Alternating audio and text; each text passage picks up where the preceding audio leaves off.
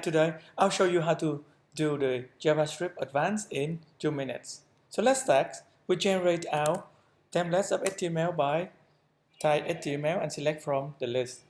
We put our script inside the heading and start to write our code here. So let's say we have a array A with two values. Let's say car and bike. We can use a normal for loop to iterate through the list. For example, we can have I and then I less than the length of the array and then I increase. After that, we console log the values of A, I. So run it in the browser and we can see the value in the console. We go to inspect and then console. You'll see all the items are written. We can transform the arrays into a new array by using the function called map.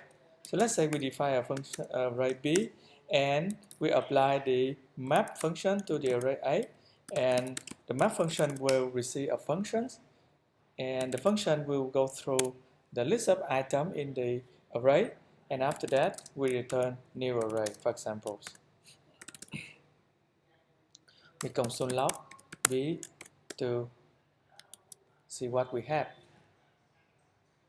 So this is what we have. The new array is created with new car and new bikes.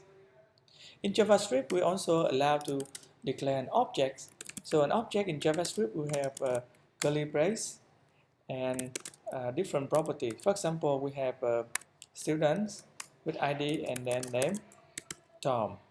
We can add a function into the objects. For example, we have a function called hello, and in here we'll do the console log the name.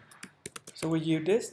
This keyword is referred to the current object. So when we console log this.name, it basically will display this one.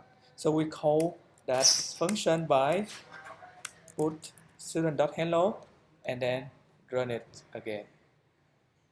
So you can see Tom is written to the console.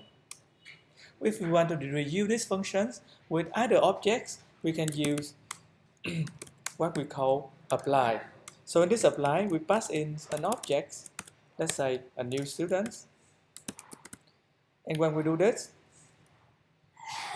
we will see that the function hello will run on the objects and the new objects actually. So let's run it on the browser and see the result. So that works.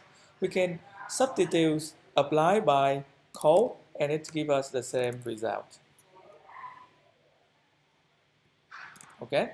Another way to do it is to use a by functions. So by functions will actually do the same, except that it will return a function and not call the function. If you want to call the function, we have to put the parenthesis at the end.